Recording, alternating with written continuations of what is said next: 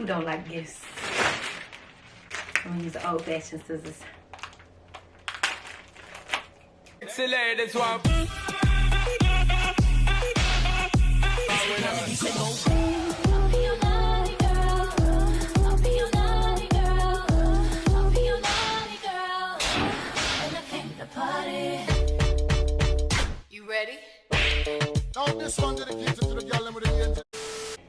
Hey y'all, it's your girl Kiki and this is Cosmetologist. Welcome back to my channel, and if you're new here, thank you for stopping by. Don't be afraid to subscribe. In today's video, we will be celebrating my 1 year Loc'd anniversary. My babies are turning 1 year old today, and the connection between me and my locks is at a 1 year anniversary. Yeah, let's get into it. I will tell you guys anything that I've learned and any tips for anyone who's thinking about starting or maintaining or both their locks themselves. So this is for anyone who wants to be independent on their lock journey or just want to learn different things about the lock journey itself from my experience. So I have some notes here, so if you see me looking down, that is what I'm looking at. So things that I have learned, I'm not sure if anyone else has this, but I'm sure it's pretty common. I've heard a lot of people say the same thing. I have like 3 different textures of hair over my head. So the front of my hair is like a looser texture, and then the back is more of a coilier curl pattern. So when you have locks, I learned that those different patterns plays a part into how your locks bud. It plays a part into how your locks just grow over time. And so in the front of my hair, the ends of my locks are starting to get straight, and in the back they still remain that same coil, and that's due to the fact that my hair was looser in the front than in the back. I didn't have any heat damage or anything like that because I had a shortcut prior to getting locks. I had a shortcut, grew it out for about 2 or 3 years, and then I started my locks. So yeah, so you're definitely gonna have to learn to work with those differences and just acknowledge them so that you're not looking at your hair and like, why this look like this, but this look like that. So just learning those differences of the textures within your hair. Another thing I learned that I like is less is more. So in the beginning, when I first started my locks, I did not really manipulate them in any way. Like when I would retwist them, I would just retwist them and leave it down. I would just wear them down. Occasionally I would do something like maybe like a ponytail at the top of my head, or a little half up, half down type thing. But it was very rare if I was going out prior to COVID, obviously.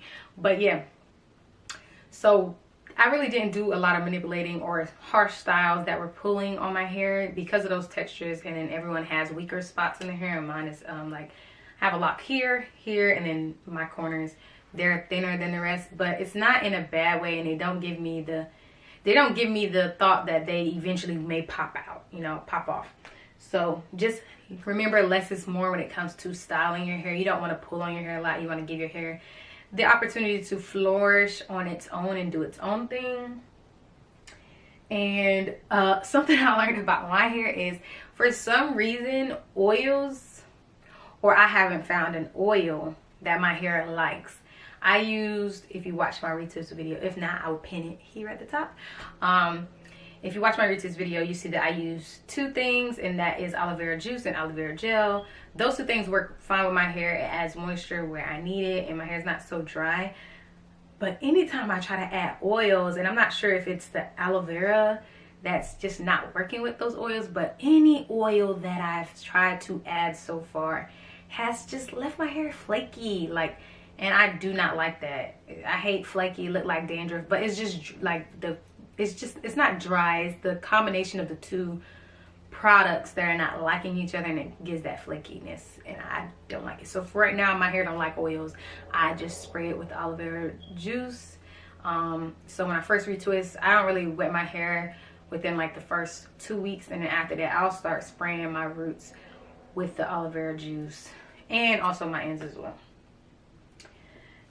And another thing that I learned was everyone's dreads or locks, whichever name you want to call them, they're all gonna change or transform through the process of locking at different phases.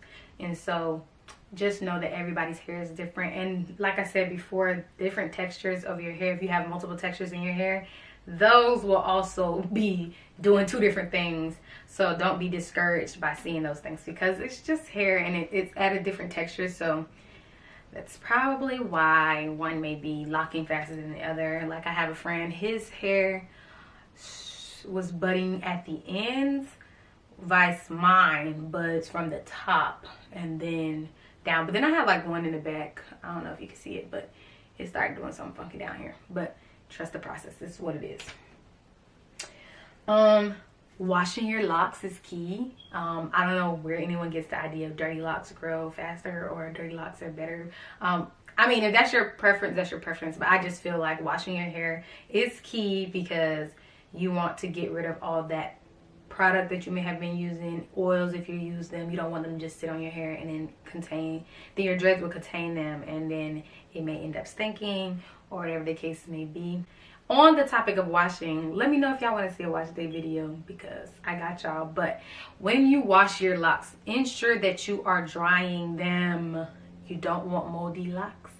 You don't want stink locks. So ensure that you are drying them completely, because it's your hair, it soaks up water. But if it's just sitting there and it's not drying properly, you're gonna have moldy locks. And you don't want to be moldy locks. You want to have goldy locks, luscious locks, pretty locks, not moldy. That ain't it. And do know that water is your friend. It's just water. Water, yes, water is your friend. Water is key. Your hair loves water. Everyone's hair loves water. So make sure you're putting water on your locks as well, because it is crucial. So those are all the things that I have learned during my lock journey within this year. Let's move on to tips for anyone who is wanting to start their journey or is new on their journey. So rule, or my number one rule or thing that I remind myself is embrace the frizz. It's gonna be frizzy because that's just your hair learning to grow in a different pattern. Your hair is used to growing however it was. If you're permed, you know, or if you're natural, you know, your hair, you know, everyone's hair grow in the way it wants to grow, and now you're forcing your hair or training your hair to grow in this spiral like pattern. So embrace the frizz. It's gonna be frizzy, but it will calm down. And trust the process. Give yourself and your locks time to truly establish themselves and just get with the program. They're gonna come together eventually. Although mine is still, they're still in the process. I don't know. I might start a lock, but I'm a baby lock. You know, these ain't grown yet. And stop comparing yourselves. And this is in anything you do. Don't compare yourself to someone else. Don't compare your locks to someone else. Don't compare your hair and any texture that you have to someone else's, because everyone has their own issues with their own hair. Everyone has their own flaws that they don't like. So just embrace the things that you have and like what you got. Love it and keep going. Do not compare yourself to someone else. And then the last tip is truly take the time to learn your hair. Like I said earlier, I have some weaker spots or thinner spots, and that's just hereditary. My grandfather had the same thing, my mom too. So it's just where our hair is thinner. It's like, but a lot of people have those same areas that are thin there as well. So just learn your hair. Don't be afraid to, you know, research or try things out prior to getting locks. And then just remember if you were loose natural or just wear your hair out at all prior to getting locks, just remember how your hair was in that phase or in that texture or the way you wore it, so that you can kind of like know what to do when it comes to when it's in a lock form. So like I said, my natural hair, when it was loose natural, the front was looser, a lot looser than the back. So there will be differences between the front of my hair and the back of my hair. So just keep your hair in mind and don't be afraid to learn your hair, and you're gonna learn as it grows. And it's just life. And I'm no beautician. I am no beautician, licensed cosmetologist, or anything like that. This is just a girl who wanted to start her locks, and I did it. And so far, so good. I truly like it. But this is the anniversary, because do you know what today is? Do you know what today is? It's our anniversary. Girl, it's you and me. But since it is my anniversary, I decided to get myself a gift. So I'll be gifting myself something for my locks. Who don't like gifts? I got my holy grail, the love of my life. I got me, besides my husband, the love of my life, some aloe vera gel. I live by this for my locks. I love aloe vera gel because it dissolves in water, so it does not leave buildup in your hair. Get you some. Get you some, okay? Then I also, since my hair doesn't like oils, I wanted to go back in the days, the Blue Magic. I didn't get the blue one because I really don't like the smell of that one anymore. But this one is for treating your hair. So it's a super grow, and it has shea butter, jojoba oil, and Japanese green tea leaves. You can see, I'm not sure. Yeah, you can see it. This is what it looks like. So I gift myself this, gift my hair this. So I'm gifting my hair this grease. See if this grease will help it out, because I do want to ensure that my hair is moisturized. So yeah, the gel and the aloe vera juice is doing good, but you know you never can have too moisturized of hair. And I like actually my hair does like castor oil. Now to think about it, it does like castor oil, but I ran out. So try to use something else that I already had. Nah, boo, that ain't gonna work. That's what my hair told me. And the last gift I got for myself is a new bonnet. My hair is growing, and the bonnet that I have, it like creates this flip thing in the back of my hair, and I don't like the way that looks. So I got this bonnet for myself. I'm gonna open it so y'all can see it. And don't mind Nico, he aggravated me.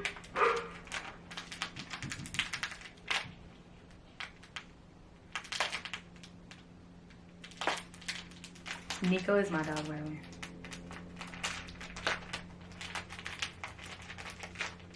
It don't look like I can open this, y'all. I'm gonna use the old-fashioned scissors.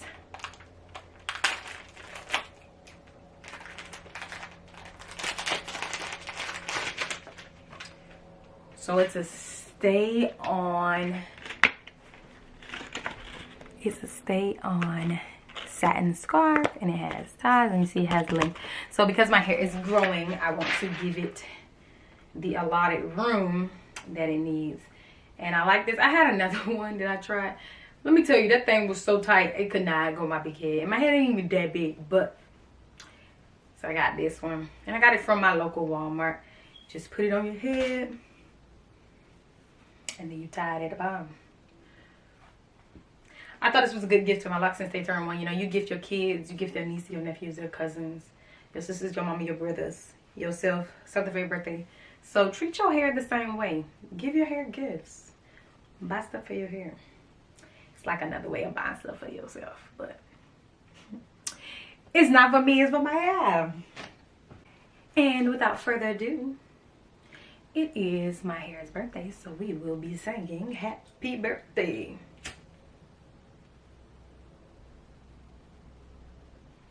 Happy birthday to you.